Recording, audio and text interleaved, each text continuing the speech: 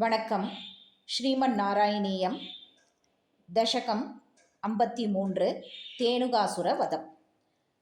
அதீத்ய பால்யம் ஜகதாம் பதே த்வம் உபேத்ய பௌகண்டவயோ மனோக்யம் உபேக்ஷவத்சாவனமுத்சவேன प्रावर्तता गोगणपालनायाम्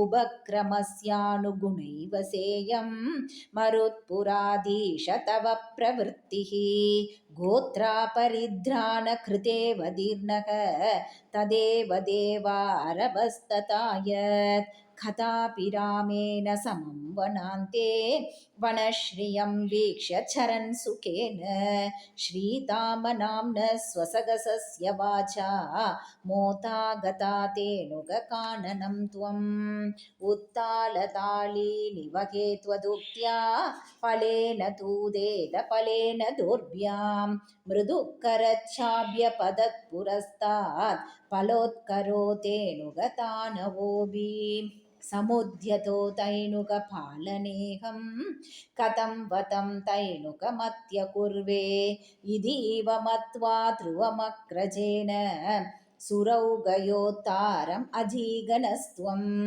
तदीयभृत्या नभिजम्बुगत्वेन उपाकतानग्रजसंयुधस्त्वं जम्बूफलानीव तदा निरास्तः तालेषु केलन् भगवन्निरास्तः विनिघ्नति त्वय्यद जम्बुकौकं स नाम गत्वात् वरुणस्तथानिं पयाकुलो जम्बुकनामधेयं श्रुतिप्रसिद्धं व्यततेति मन्ये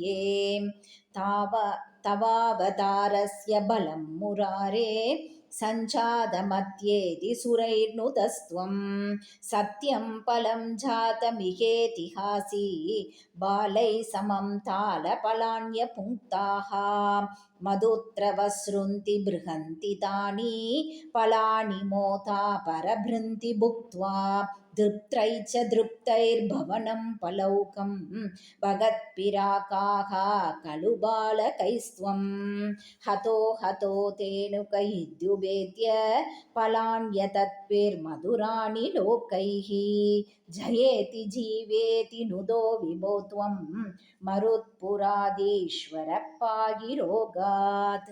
नारायणाखिल गुरो भगवन् नमस्ते श्रीहरे नमः।